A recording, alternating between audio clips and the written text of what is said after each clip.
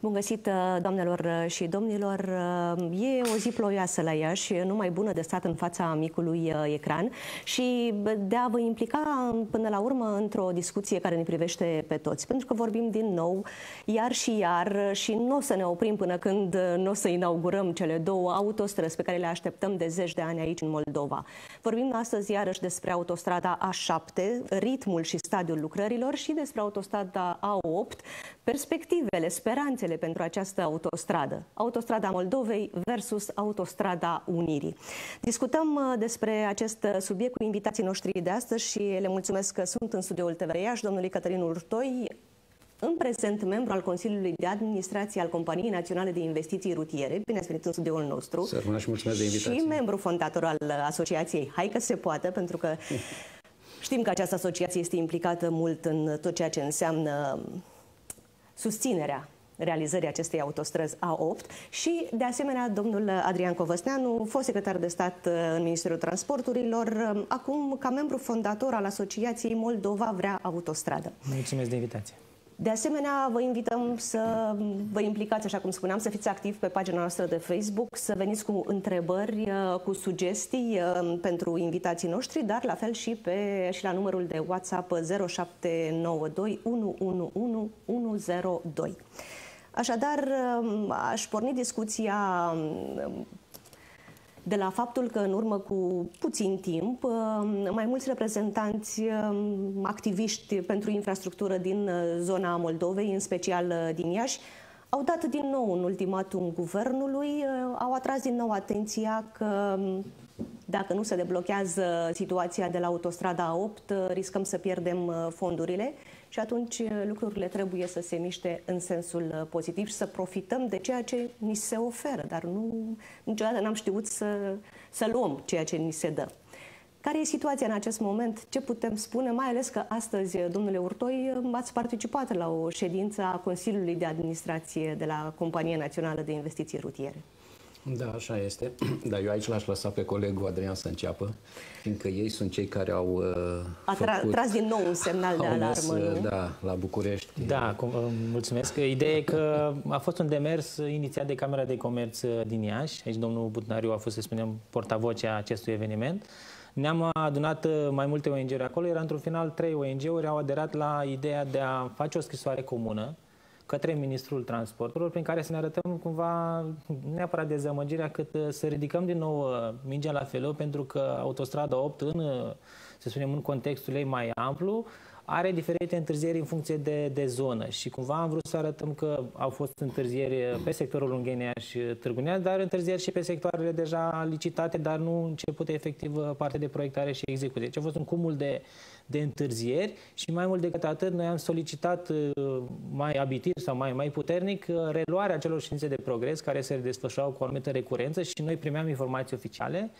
Și asta a fost printre principalele solicitări. O parte din ele până în acest moment s-au rezolvat, dar nu în totalitate, adică toată scrisoarea respectivă nu a fost atinsă. Deci, măcar au citit-o până la capăt? A fost citită, chiar a fost o discuție, zic eu, destul de constructivă aici, având în vedere că avem o experiență de atâta timp cu diferiți miniștri ai transporturilor și a aderat la idee, ne-a invitat la discuție. Și rămâne cumva scrisoarea deschisă pentru că nu au fost atinse toate punctele de acolo, dar ne punem speranță că pe măsură ce se vor maturiza și documentațiile pe sectorul montan, etapizat toate punctele vor fi atinse din scrisoare. Practic de vreo 20 de ani de când tot vorbim despre această autostradă, lucrurile s-au mișcat sau au încercat să se miște, s-a făcut primul pas doar la presiunea societății civile. Da. De ce e atât de greu pentru această autostradă să prindă viață? Cred că a fost un dezinteres total din partea și aici. Putem mai mult decât un dezinteres. Hai să spunem un dezinteres, să folosim niște cuvinte mai moi, dacă pot spune așa. Ideea a fost că dezinteresul acesta a fost perpetuat, indiferent de, să spunem, de clasa politică, iar în timpul acesta alte proiecte s-au maturizat, au avansat și cumva inclusiv pe banii și pe taxele plătite de noi din zona Moldovei. Și acest lucru cumva ne-a deranjat. De asta și reacția noastră din ultimul timp, pentru că efectiv s-a ajuns la un moment cumva critic, pentru că în timpul în care noi încercăm cumva să maturizăm sau să finalizăm documentația, În același timp, în alte zone ale României, efectiv, camioanele sau buldozele sunt în șantier. Adică să ajunsese la un moment dat să avem o lege pentru această autostradă a Unirii, autostrada A8 Ungheni, Iași, Târgu Mureș, dar fără nicio consecință pozitivă. Ați fost foarte aproape, ați fost în miezul lucrurilor, acolo unde se iau deciziile și unde se suferă cel mai mult atunci când vezi că pentru ceea ce ai luptat atâta timp nu se acordă suficientă atenție. Vreau să fac o remarcă pozitivă. Aveți în emisiune în ultimii 3 ani doi oameni, ca să spun așa, care provin din zona civică și care ne-am implicat la București pe poziții destul de oficiale, ca să spun așa. Întâi am fost eu consilier onorific, apoi Adrian consilier onorific al Ministrului Transporturilor, apoi Adrian a continuat cu poziția de secretar de stat, după care am revenit eu pe poziția de consilier al Ministrului Transporturilor și ulterior în Consiliul de Administrație al noii Companii Naționale de Investiții Rutiere și acum, bineînțeles, o perioadă de 11 luni am fost chiar și director general al acestei companii. Până recent? Până recent, da, și zic eu că pentru Iași ăsta a fost un lucru bun, pentru că trebuie să recunoaștem cu toate întârzierile, cu toate problematica care a fost în ultima perioadă pe cele două... să uite deloc de Exact. A fost partea, zic eu așa, pozitivă a poziției noastre de acolo, pentru că, efectiv, n-am lăsat ca aceste 2 proiecte, în special la A8-ul, executivul să nu uite de ele. Acum, ca să revin la... Eu am și o poziție în continuare, ca să spun așa, de administrator, pentru că sunt unul din cei 7 membri ai Consiliului de Administrație în cadrul noii companii. Mi-am dorit tare mult, din poziția de director interimar, general interimar, ca această companie nouă să preia printre primele proiecte și autostrada 8, lucru care s-a întâmplat acum aproximativ 2-3 săptămâni în urmă. S-a dat ordin de ministru prin care, printre cele 7 proiecte nominalizate de către Ministrul Transporturilor, 2 sunt de pe A8. Mă refer la secțiunea montană cu toate cele 6 loturi, de la Miercurea Nirajului până la Moțca, până la Leghin, mă scuzați, și, bineînțeles, mult discutatul tronson care pe noi ne doare cel mai tare, respectiv Moțca, Lețcani, Ungheni. Adică cel care trece prin județul Iași. Exact. Deci, în acest moment, aceste 2 tronsoane, 2 secțiuni și cu un tronson sunt la Compania Națională de Investiții Rutiere, unde timp de 3 ani, cât voi mai rezista acolo, sper, în Consiliul de Administrație, voi monitoriza foarte strict, bineînțeles și cu ajutorul în continuare a societății civile din Iași. Trebuie să recunosc acest aspect, pentru că până la urmă de aici a pornit, dacă țineți minte, primele acțiuni 2016-2017, când a început să se poarte discuții concrete despre acest proiect, Autostrada Unirii. A fost foarte bine pentru Moldova, pentru Iași, faptul că a avut câte un om acolo aproape de cei care iau deciziile, dar în același timp ați văzut și cum se iau aceste decizii și de multe ori probabil că v-ați simțit frustrați de ceea ce se întâmplă acolo. De ce atât de greu se mișcă lucrurile pentru autostrada A8? Pentru că e mai complicată, e mai scumpă, e mai dificil de realizat. Da, eu n-aș merge pe fentă, scuzați-mi expresia, că e cumva o fentă, că e scumpă. Nu putem cuantifica o autostradă efectiv într-o chestiune materială, în contextul care rezolvă o mare problematică, odată de accesibilitate, odată rezolvă siguranța participanților la trafic. Să spunem, acest fake news, că efectiv pot să-i spun că e un fake news, pentru că, până la urmă, autostrada, ea se va face. E o problemă nu de ce nu se face, ci de când se face. Că efectiv la asta se rezumă în momentul în care discutăm. Și de aici și presiunea noastră, tocmai că e un moment, zic eu, oportun, să nu mai fie amânată, pentru că ne apropiem ușor și vedem cumva, se spune, luminița de la capătul tunelului, dar în timpul acesta fereastra de oportunitate financiară cumva se reduce și de asta este momentul oportun și poate ați văzut și în ultimul timp reacții mai dure sau mai contundente, tocmai pentru că e momentul oportun și nu trebuie ratat. Pentru că în timpul acesta alte proiecte care nu se află, să spunem, pe o cale mai favorabilă decât a noastră, totuși avansează mai rapid decât noi. Și lucrul acesta ne arată că pentru unii masterplanul general al transportului, care este, să spunem, strategia de implementare este opțională, iar la noi se aplică la litera legii, să-i spunem. Adică efectiv se temporizează și acest lucru nu mai trebuie lăsat în această manieră. Tocmai de asta, când vorbeam de frustrare, ne bucurăm foarte mult pentru autostrada Moldovei A7, exact. Da? Care va ajunge până în Suceava, dar merge foarte bine, într-un ritm foarte alert și atunci tot te întreb, A8-ul unde e? De ce întârzie? De ce pun mereu piedici? Pentru că a fost și voința asta politică, de care nu trebuie să ne ferim. Totuși, să nu uităm că A7, care străbate anumite județe ale Moldovei de la sud la nord, din punct de vedere al voinței politice la unison, s-a văzut acest lucru atât la partidele din opoziție, cât și la cele la guvernare, nu? Și iată că proiectul merge. Dar eu am să revin totuși doar că A8 a trecut A8, cam prin toate partidele politice, păcate, să spunem așa. Nu mai, nici măcar culoare politică nu mai are. Nici nu trebuie să aibă. În schimb, A8-ul, eu ce pot să vă spun astăzi, după ședința, vin acum cu o noutate, prea multe nu o să pot să spun pentru că nici hotărârea de Consiliu de Administrație nu s-a dat încă, dar pot să vă spun doar așa că în primul Consiliu de Administrație, după numirea noului director general, am pus o întrebare vis-a-vis de unitățile de implementare și pot să vă spun că din cele s-a stabilit un număr de 4 unități de implementare în noua companie, una dintre ele va prelua cele 2 proiecte A8. Când spun va prelua, urmează ca în următoarele 2 luni și jumătate să se încheie, conform hotărârii de ministru, ordinul de ministru, să se încheie un protocol între CNAIR și CNIR de predare-primire.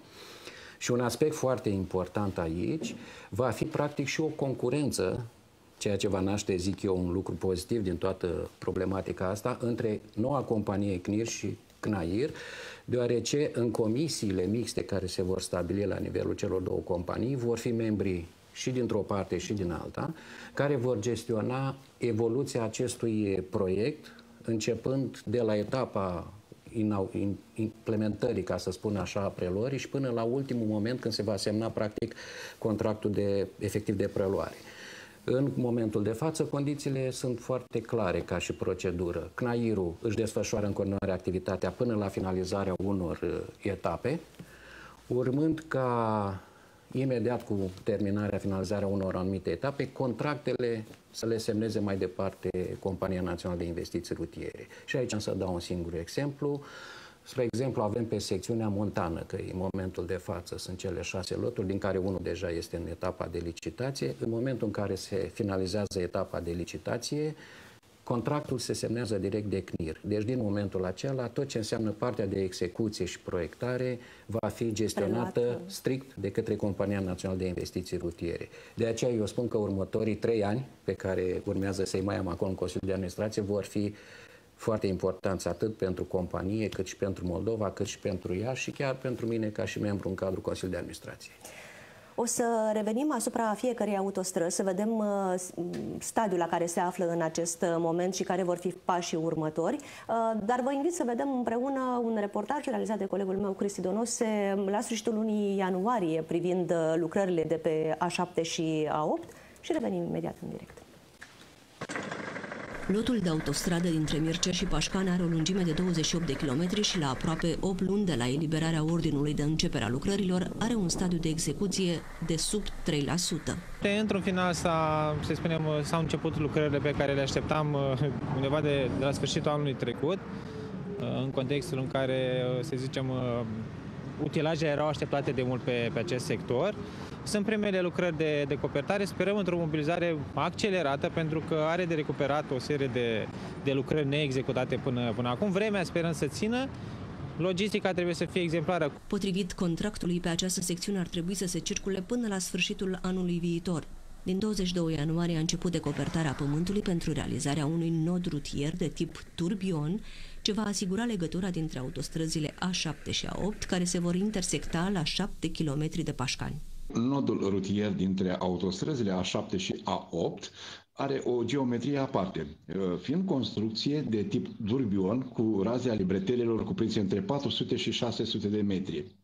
Este o intersecție de infrastructuri mari, aparte, unica lucrare de artă de acest fel în România. Acest nod rutier este de tip A, cu 12 pasaje.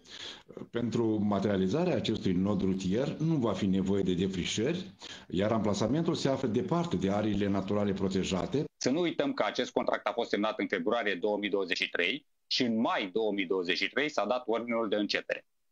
Nodul Turbion este construit în cadrul autostrăzii A7, chiar dacă cuprinde și partea aferentă autostrăzii A8. El făcând doar legătura între cele două autostrăzi, descărcarea de pe A7 la Pașcani fiind mai la nord. Din păcate, trebuie să precizăm că acest nod Turbion va fi muzeu o bună perioadă de timp. Acesta nu va putea fi utilizat ca și nod de ieșire-intrare între autostrăzile A7 și A8, până când tronsonul Moțca-Târgu Frumos nu va fi realizat, iar în acest moment nu avem nici măcar studiu de fezabilitate finalizat. În schimb, autostrada dintre Iași și Târgu Mureș, care va lega Moldova de Ardeal, este în mare întârziere. În continuare avem întârzieri, la întârzieri, dacă putem spune așa. Nu mă refer la întârzierile istorice ale autostrăzii, pentru că o așteptăm de atâția ani, ci mă refer la întârzierile, să spunem, actuale. Dacă pe Ungheni și Târgu Neamț, din analizele noastre ale Asociației Moldova de Autostradă, aveam, să spunem, un orizont de implementare anul acesta, vedem că noile date ale problemei schimbă și împing termenul către 2025. Și acest lucru este destul de grav, pentru că cu cât ne îndepărtăm de, să spunem, termenul de finalizare a proiectării, cu atât ne îndepărtăm efectiv și de finanțarea care este în linii mari alocată și desemnată autostrăzii 8. Nu putem să nu observăm că s-a așteptat fix fructificarea politică a anunțului că vor începe lucrările de proiectare pe 1 februarie. Lucrări ce vor dura 6 luni, timp în care trebuie finalizat și proiectul de autorizare a construirii și ulterior trebuie obținută și autorizația de construire. Abia după această perioadă se va putea intra cu excavatorul în teren, adică undeva prin toamna anului 2024. Probabil tot înainte de niște alegeri, eventual locale, așa cum am observat că se practică. Noi ne-am bucurat să vedem tot la alegerile locale că se semnează contractele pentru loturile grele din A8, adică cele montane, unde partea birocratică s-a încheiat și așteptăm lansarea licitațiilor de execuție pentru tronsonul Moțca-Lețcanu-Ungheni. Contractul A8 prevede 6 luni pentru proiectare și 24 de luni pentru finalizarea celor 29,9 km. Pe traseul acestei secțiuni se vor construi 13 poduri, 2 viaducte, 8 pasaje și un centru de întreținere și coordonare. Compania de autostrăzi mai are în derulare licitația pentru proiectarea și execuția secțiunii 1 Târgu Mureș-Miercurea Mirajului, contestată la Curtea de Apel București. De asemenea, pentru secțiunea 2, Montană, au fost aprobați indicatorii în guvern și se estimează un cost de aproape 38 de miliarde de lei.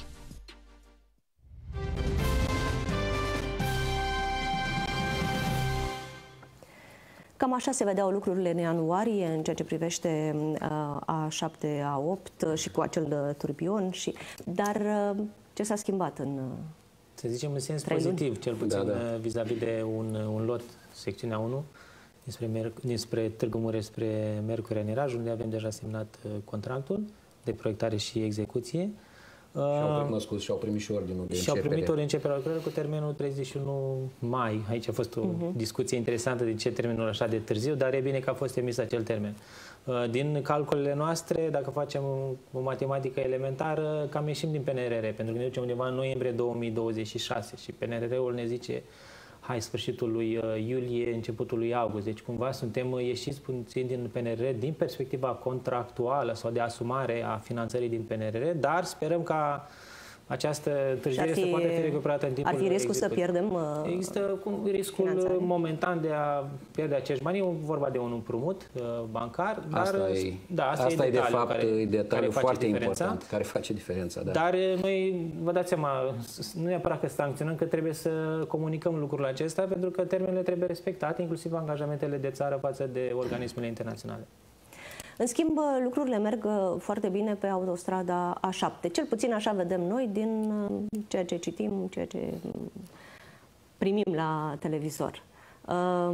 Da. Cum ne s-a putut impune un ritm atât de bun acolo?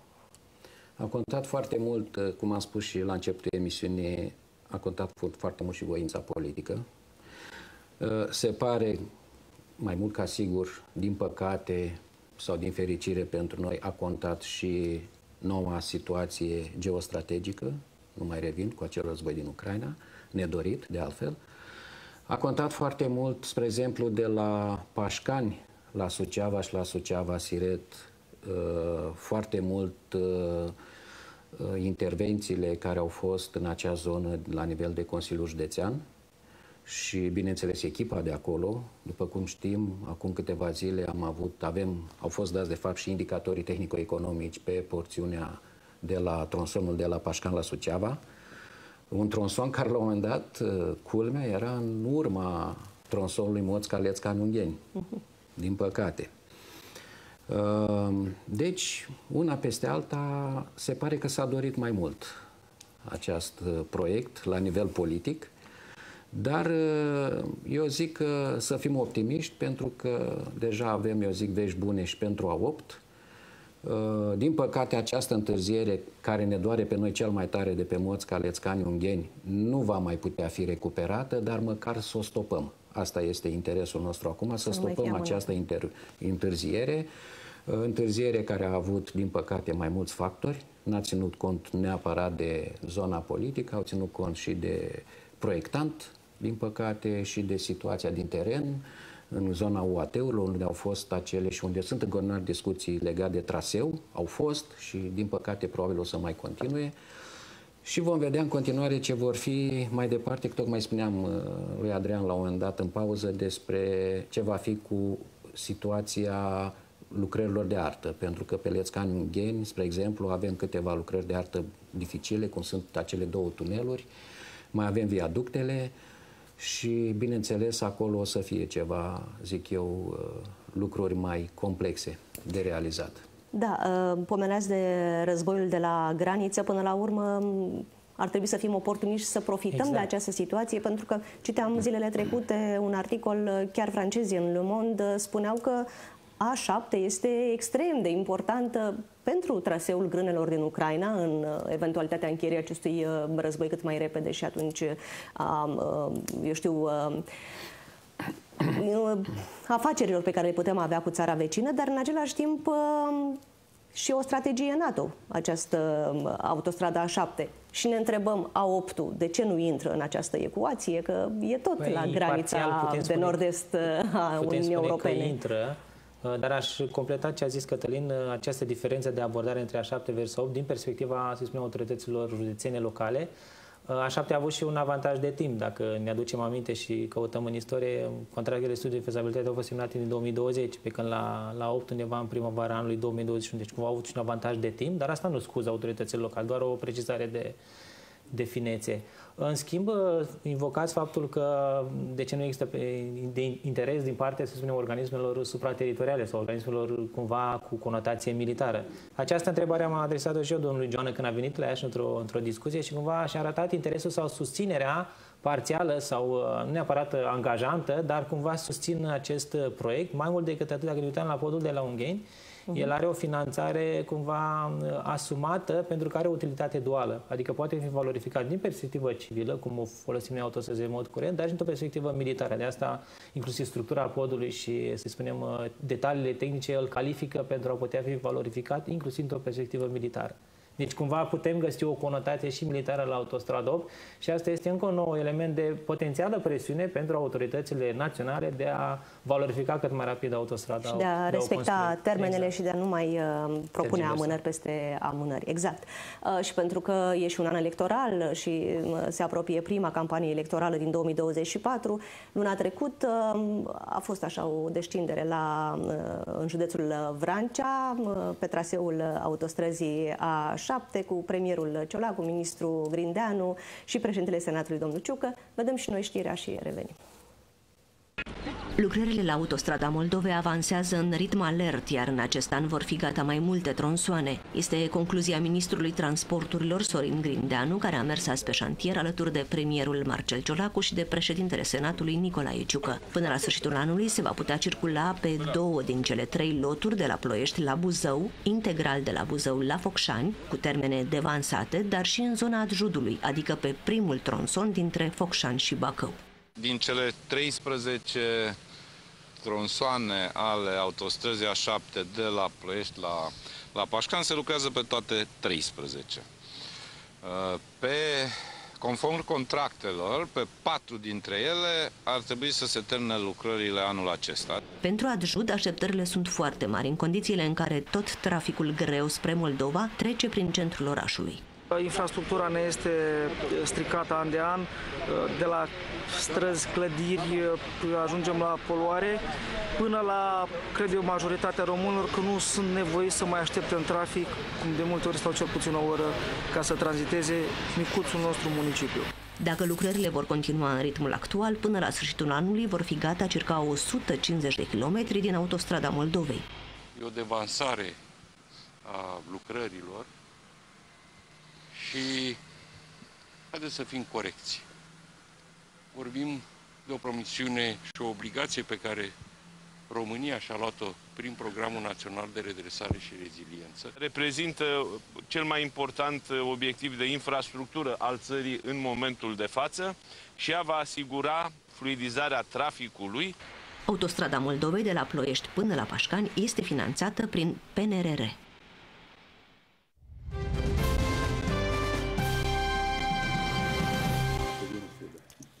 Da, deci se întâmpla anul la martie, pe traseul autostrăzii A7, mulți politicieni încântați de ceea ce vedeau acolo și multe promisiuni.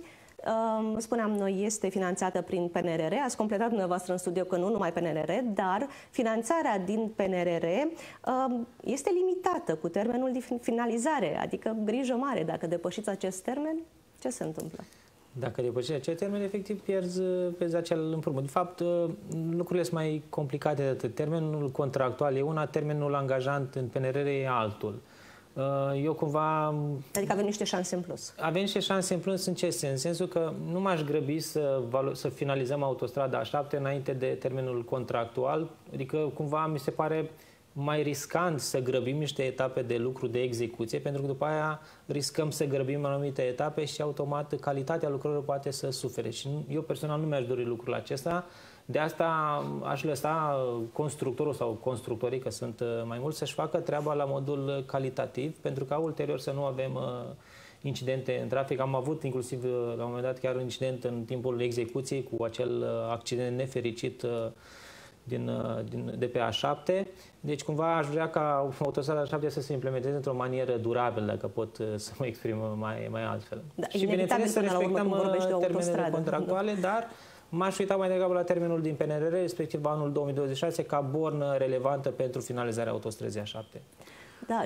Eu aici am să completez apropo de acest Program Național de Redresare și Reziliență. Deci, așa cum spunea și colegul Adrian mai devreme, noi vorbim aici de un împrumut, un creditare, practic, a Comisiei Europene, o creditare la un nivel al dobânzii avantajos, dar încă nu se știe, zic eu la momentul de față, nu se știe ce se va întâmpla dacă, spre exemplu, Doamne ferește, spunem noi, se va depăși cu o lună, două, termenul acela de 31 august 2026. Pentru că este un împrumut, o situație puțin diferită față de celelalte credite care sunt pe CFR, unde știm că acolo pe PNRR sunt nerambursabile. Aici mai intervine și contribuția statului român. Să nu uităm că e o contribuție destul de mare, vorbim de aproximativ 45-50% din valoare, plus TVA-ul aferent, atât valorii preluate prin PNRR, plus exproprierile care urmează. Deja ne îngrijorăm. Deci, din punctul de vedere al contribuției statului, acest PNRR este totuși un efort destul de mare. Și eu vreau să vă spun și nu vă ascund că despre acest lucru se vorbește frecvent la București, pentru că va fi în următorii 2 ani de zile un efort financiar foarte important pentru România. Dar în același timp, fiind un program național de redresare și reziliență, ne-am asumat și aici anumite jaloane și eu zic că tot ce înseamnă partea executivă, care sunt acum, care vor veni ulterior la guvernare, vor trebui să finalizeze cu brio acest proiect. Și să respecte până la urmă planul angajament. E obligatoriu, e un angajament pe care trebuie să respectăm, să nu uităm că în paralel cu acest angajament vine celălalt, vorbim de program de transport 2021-2027, unde de data asta vorbim despre A8, unde este implicat A8-ul, cu secțiunea montană și cu Târgu Neamț, Moț, Caleț, Caniungheni, unde aici, din păcate, efortul financiar al României este și mai mare, pentru că vorbim de un 40% din partea Comisiei Europene, plus diferența de 60%, plus TVA-ul, plus exproprierile pe care va trebui să le suporte statul român. Chiar aș fi vrut să punctăm o leacă mai aplicat această porțiune din județul Iași, pentru că pe foarte multă lume interesează acest lucru. Pornind de la... Da, cum stăm. Deci, de la Moțca și... Haideți să luăm invers, de la noi, de la Ungheni, că e mai ușor să e mai aproape de Iași. Podul de la Ungheni e lansată licitație. Ar trebui chiar săptămâna viitoare, pe 24 aprilie, să avem, să spunem, desemnat un câștigător pentru licitația de proiectare și execuție. Aici finanțarea este asigurată din mecanismul european, adică banii nu sunt o problemă. Sperăm să vedem desemnat acest antreprenor și ulterior să nu avem contestație pentru ca să intre în teren, să facă o mică perioadă de proiectare și ulterior va intra în teren. Deci la podul de la Ungheni eu nu aș vedea, să spunem, vreo problemă momentan. Suntem în etapa de licitație, așteptăm ca această documentație să maturizeze. Sunt 3 oferte în momentul de față. Da, adică sunt... Deci aici lucrurile sunt optimiste. Optimiste. Sunt grafice. E și finanțarea cu celelalte tronsoane... Dincoace, dacă vorbim de Ungheni, așteptăm porțiune de 93 de kilometri. Aici noi am spus-o repetate rânduri. Vorbim de o întârziere de vreo 22 de luni. Asta dacă luăm în calcul perioada când trebuia efectiv să depună studiul de fezabilitate, respectiv februarie anul acesta, dar a fost depus studiul de fezabilitate de o calitate scăzută, în sensul că a fost efectiv respins, pentru că lipseau documente, să spunem, importante, inclusiv partea de identificare a proprietarilor. Și, bineînțeles, Compania Națională de Autostrăzi a făcut acele observații, o listă de peste 30 de pagini, s-a răspuns, e o întreagă discuție aici, sperăm să se regleze, adică au garantat la un moment dat că vor remedia acest studiu de fezabilitate. Între timp sau în paralel, procedura de mediu a avansat.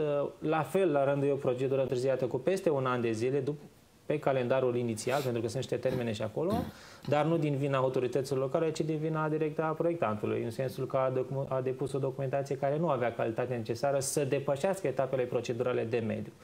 Între timp, procedura, să spunem în linii mari, a mai avansat, în sensul că s-a trecut de etapa de încadrare a proiectului, că se dă o conotație a proiectului și se încadrează din perspectiva evaluării.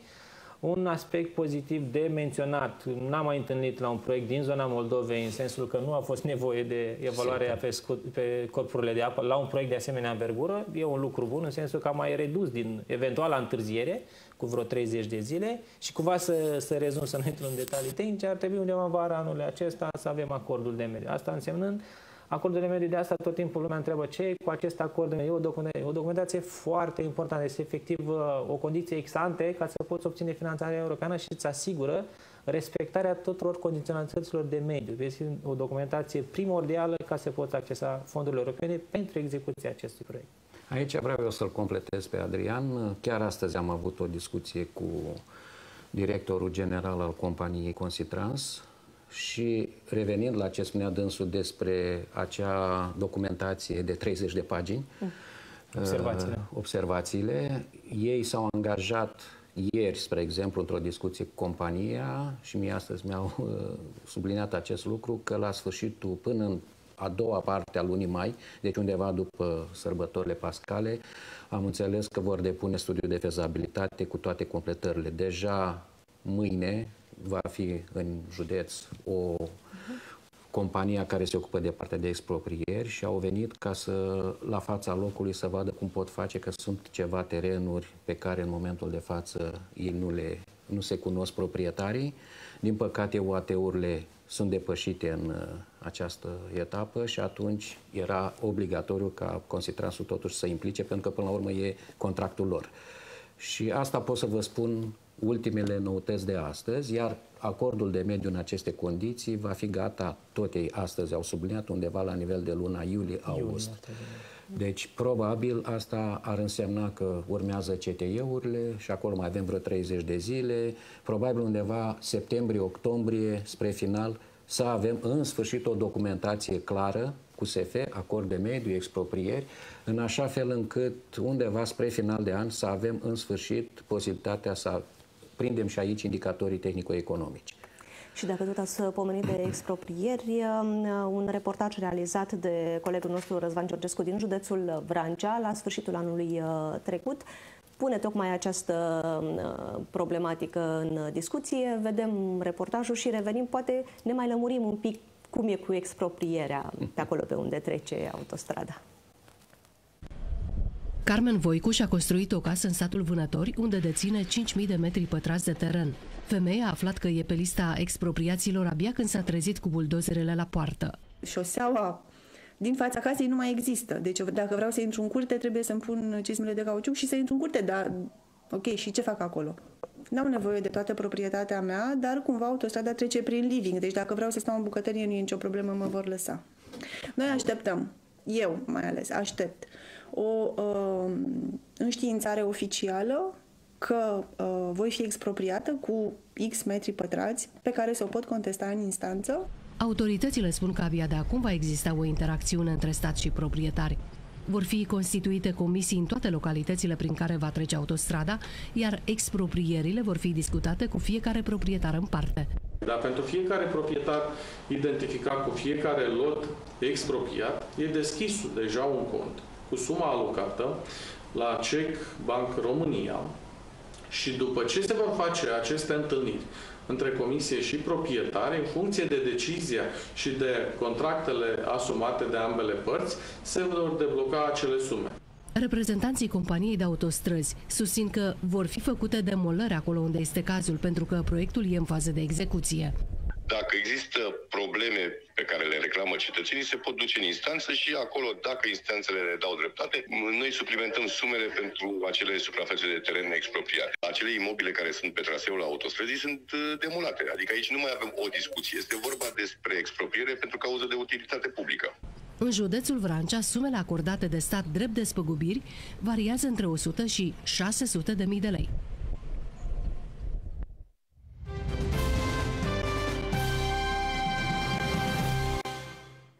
Da, va naște multe controverse, exproprierea aceasta, nu? Discuții, se spune. Discuții. Da. Avem o lege. Asta există o lege în acest sens. Na, e cumva... Sunt și persoane care se află pe alineament sau pe coridorul de expropriere și pot fi, să spunem, impactate de acest proiect de importanță națională și strategică, să nu uităm acest lucru. Dar există legea exproprierilor de utilitate publică, se evaluează efectiv construcția sau terenul în funcție de intravilan, extravilan, se alocă o sumă și dacă persoana respectivă afectată de autostradă este, să spunem, deranjată de evaluare, se poate îndrepta în instanță, însă autostrada nu se oprește, ea se va implementa. Ceea ce nu se întâmpla până acum câțiva ani, în sensul că apăreau tot timpul fel și fel de investiții sau fel și fel de imobile care puteau temporiza construirea și ne aducem aminte, chiar în experiențe recente pe Sebeș-Turda au fost întregi discuții care efectiv au blocat o dita mai investiții de pe un coridor principal, tocmai pentru că era o persoană afectată de autostradă. Deci avem o lege cu norme de aplicare și atunci nu mai e cale de întors. Eu știu, există însă loc și de speculații imobiliare pe acolo. Acum nu. Au fost cu ani în urmă. Acum nu prea mai rentează, dacă o spunem așa. Nu mai rentează să fie cumva dezavantajos. Și asta datorită, nu din cauza legii. Datorită, exact. Există o grilă a notarilor care an de an cu inflația se reactualizează. Automat prețurile, cel puțin pe terenuri, se merge la această grilă a notarilor. Iar apropo de clădiri, aici, dacă într-adevăr, cum spunea și Adrian, sunt probleme vis-a-vis de valoare, se pot adresa instanței. Eu am și văzut, am pe viu acest lucru anul trecut, apropo de niște exproprieri în zona Craiovei, unde într-adevăr s-au adresat instanțelor, au obținut ceva în plus față de ce li s-a dat conform legii și într-un final s-a trecut la plată. Am remarcat ceva mai devreme că în prezentarea dumneavoastră a spus că UAT-urile sunt oarecum depășite. Într-un anumit context. Eu, săptămâna trecută, chiar am fost în UAT-urile, adică primăriile din localitățile pe unde trec aceste autostrăzi. Da. Sunt depășite, în primul rând, de partea financiară și de oameni, lipsa de oameni. Am constatat chestia asta chiar în teren, săptămâna trecută, la 3 primării din județul Iași, unde, din păcate, nu au bani alocați ca să poată plăti acei specialiști care să meargă în teren și să facă identificarea terenurilor. Din păcate este această situație, dar am înțeles tot astăzi, în urma discuției pe care le-am avut cu proiectantul, că au rezolvat ei această problemă, cum era de altfel și normal să se întâmple, pentru că, până la urmă, proiectul e contractul lor și trebuie să-l ducă la bun sfârșit. Exact. Aici e un detaliu, în sensul că nu trebuie să-i cunoști chiar pe toți proprietarii, adică efectiv se poate bifa în documentația respectivă proprietar neidentificat. Este un procent care trebuie să fie cumva acoperitor, un procent destul de mare și cumva, adică n-aș merge pe logica asta, în sensul că, ok, e o problemă care trebuie rezolvată, dar asta nu poate bloca sau temporiza proiectul din această manieră. Se verifică proprietarii, dacă se atinge un procent de 75 spre 80%, eu zic că este acoperitor în linii mari. Asta e doar teoretic, că legal nu există procentul ăsta. Nu există, dar din practică s-au întâmplat proiecte care au trecut pe procentul acesta, adică n-aș vedea. Problema e că această documentație de exproprieri ajunge pe masa Ministerului Justiției și a Ministerului de Finanțe. Acolo, de fapt, e marea problemă. Și dacă nu ai exact trecuți acel număr de proprietari... S-ar putea bloca și atunci... Dar există la fel posibilitatea proprietar neidentificat, adică inclusiv Ministerul Finanțelor. Există și treaba asta, acest lucru, se merge. Mai ales în etapa asta se merge și pe... Adică dacă se dorește acest proiect, efectiv această etapă se depășește ca să fiu mai concis și mai scurt. Poate pentru mulți dintre cei care locuim în zona Moldovei, ce se întâmplă cu autostrada A8, cu A7, lucrurile merg bine, dar chiar și cu Spitalul Regional de Urgență, sunt ani în care ne uităm ca la televizor. De parcă am urmări un serial cu mai multe sezoane și tot așteptăm un nou sezon și să vedem ce se mai întâmplă. Acum se pare că Spitalul Regional de Urgență a prins contur așa mai aplicat și ne gândim oare se vor termina cât de cât la timp Spitalul Regional și autostrada 8, astfel încât să avem și acea legătură care se prevede, astfel încât să putem să ajungem mai ușor către Spitalul Regional de Urgențe, inclusiv prin intermediul A8? Da, grea întrebare. Asta legat de, vorbim de tronsonul, secțiunea de fapt de la Lețcani, Ungheni până la Ungheni, pardon. Aici sunt două lucruri total diferite. Este odată execuția spitalului, care am înțeles că e undeva la 7 ani de zile. Durează, dar acum vedem doar lucrările incipiente, organizarea de șantier. Efectiv nu a început lucrul la spital, ci doar lucrările pregătitoare. Exact. Iar legat de...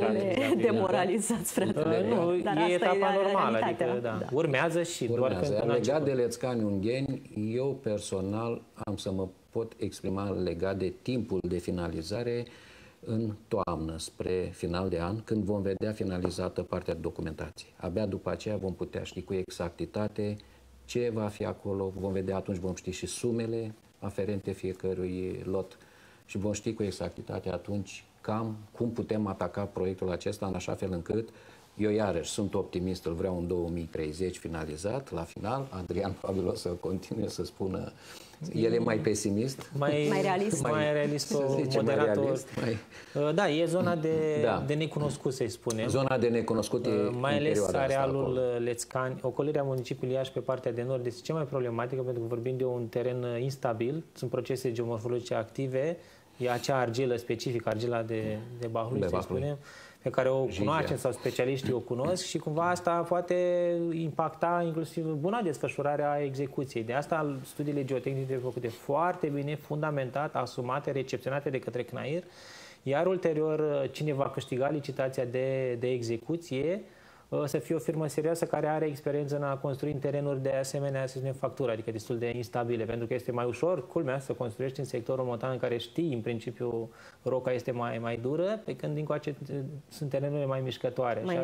Mai nesigure și asta poate să împingă termenul de finalizare a lucrărilor. Vom vedea ce rezultă în urma... Ar putea fi un risc să se termine la timp porțiunea montană și să se amâne? N-aș vedea nici chiar atât de optimist secțiunea montană încât să fie o diferență dar vom vedea lucrări mai ample poate pe secțiunea montană și mai puține pe zona de nord a Iașului. Dar de la Lețcani spre Moțca nu văd impedimente vis-a-vis de teren, mai ales că zona a fost studiată și mai de mult. Acum a fost, de fapt, la acest SF a fost o restudiere a alinementului, cel puțin pe sectorul Lețcani până la Pașcani. Adică aici nu aș vedea, să spunem, surprize. Sectorul Lețcani-Moțca, eu personal îl văd preluat de Compania Națională de Investiții Rutiere imediat spre final de an, începutul anului viitor, dacă se va dori ca această licitație să se execute în cadrul companiei, sau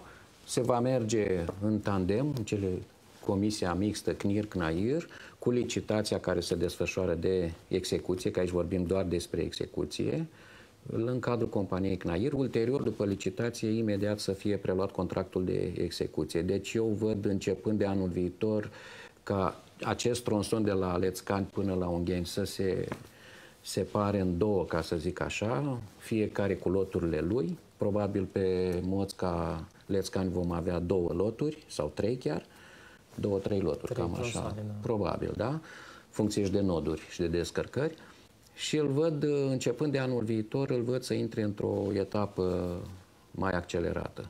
Ascendentă. Da, asta și permite inclusiv tema de proiectare, adică la studiul de fezabilitate el poate fi sectorizat sau împărțit, așa cum spunea Cătălin, pe tronsoane. Vedem 2 tronsoane de la Lețcani și de la Lețcani spre Ungheni încă 2 tronsoane.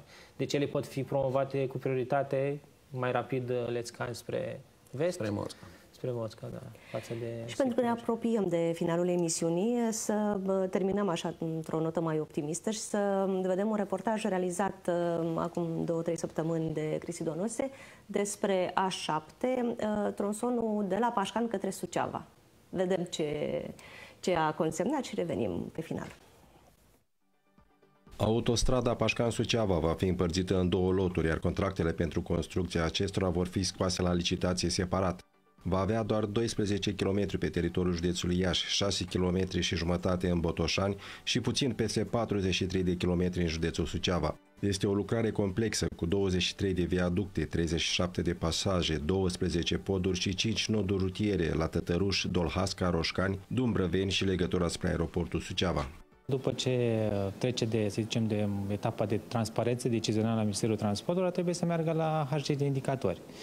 Asta trebuie undeva să se producă, sperăm, spre sfârșitul lunii martie, maxim începutul lunii aprilie și ulterior licitația de execuție. Vorbim de 30 de luni de execuție. Dacă lucrurile merg, să spunem, controlabil, ar trebui la sfârșitul anului acesta să avem desemnat constructor și să înceapă execuția de anul viitor. În județul Iași se lucrează deja pe lotul dintre Mircești și Pașcani, care are o lungime de 28 de kilometri. În ianuarie a început și execuția nodului rutier de tip turbion, care va asigura legătura dintre autostrăzile A7 și A8, care se vor intersecta la 7 km de Pașcani. În ceea ce privește autostrada A8, Iași-Târgu Mureș, întârzierile cele mai mari sunt pentru tronsonul Moțca-Lețcani-Ungheni și există riscul de a pierde finanțarea europeană prevăzută de programul de transport în exercițiul bugetar 2021-2027. Sperăm ca angajamentul proiectantului, respectiv undeva spre vară, să obținem acordul de mediu să fie, să zicem, respectat.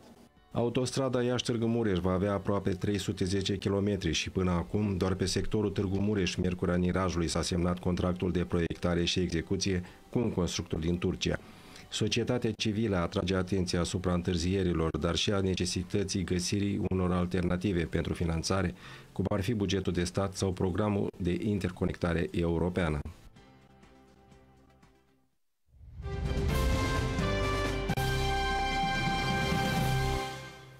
Și revenind la A7, noi am spus la un moment dat în această emisiune războiul autostrăzilor între Autostrada Moldovei și Autostrada Unirii. În sfârșit, nu e un război. Până la urmă, războiul nostru, al celor care locuim în această zonă cu autoritățile, cu guvernanții, un război care ține de vreo 20 de ani, în care încercăm să le atragem atenția că e aproape un drept să avem autostradă în această parte de țară și că ar fi trebuit să se întâmple lucrul ăsta cu multă vreme în urmă. Ne bucurăm că merge foarte bine autostrada A7, mai ales că acolo e implicat un constructor român, ceea ce dintr-o dată ne dăm seama că, uite, că și noi putem să facem lucruri foarte bune și durabile. Și că, oare de ce n-am fi făcut lucrul ăsta și până acum? Da, e o întrebare bună asta. De ce n-am făcut lucrul ăsta până acum? Poate a fost nevoie să avem ce construi efectiv sau să avem potențial de a... Sau să fim lăsați să construim. Să fim lăsați să construim. Da, aici e poate cam mult spus. A fost o licitație internațională, iar cel mai bun a câștigat. Drept dovadă că firma din zona Moldovei efectiv își spune acum că își dă doctoratul în autostrăzi. Până acum și-a dat licența și masteratul pe alte zone, iar acum efectiv își dă doctoratul. Cred eu, și asta e opinia mea, că este puțin întârziat față de ce și-a asumat, adică vorbim de numai din A7, vorbim de peste 250 de km de autostradă pe care doar un singur constructor îl implementează și are nevoie de, nu armate de oameni, ci de armate de oameni Pentru că oamenii care vedem acolo undeva la vreo 4-5 mii maxim nu asigură, să spunem, o respectare a termenelor contractuale. Dar cu o steluță sau cu o precizare, anul 2026 poate fi un an fezabil ca A7 să fie implementat. Da, complicat, dar nu e imposibil. Nu. Și la fel A8 până la urmă. Da, eu sunt de acord cu ce spune Adrian aici, deși eu am încredere în UMB, pentru că a demonstrat în ultimii ani că poate să facă față acestor lucrări. Dar eu aș încheia, că probabil ne apropiem de final de emisiune, eu aș încheia și într-un mai optimist așa. Urmează 3 ani foarte importanți pentru cele două autostrăzi.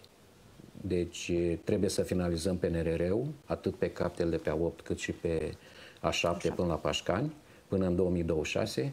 Trebuie să finalizăm licitațiile cel puțin în următorul an pe Lețcani, Moțca și să dăm drumul la execuție în așa fel undeva 2027 spre 2028 să avem asfalt.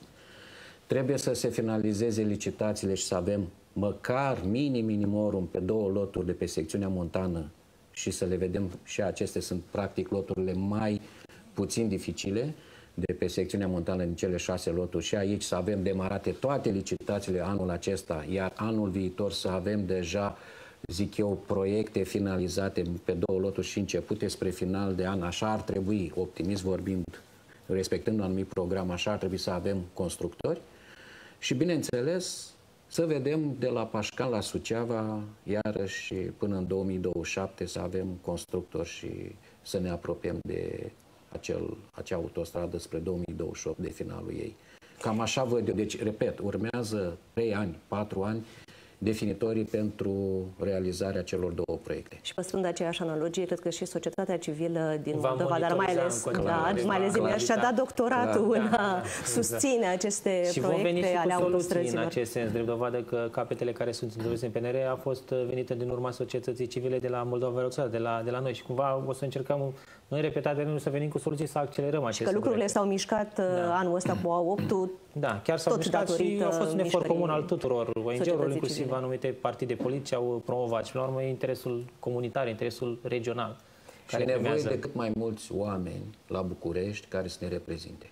Asta e foarte, foarte important, pentru că ea și-a adus lipsă. Se construiește pentru nepoților noștri, adică nu e de azi pe mâine, ci e pentru un viitor îndepărtat și sperăm noi cât mai bun. Mulțumesc foarte mult, succes în tot ceea ce faceți și să sperăm să veniți de fiecare dată cu vești din ce în ce mai bune și să inaugurăm cât mai multe construcții importante aici în zona Moldovei. Mulțumim și telespectatorilor că ne-au urmărit și astăzi.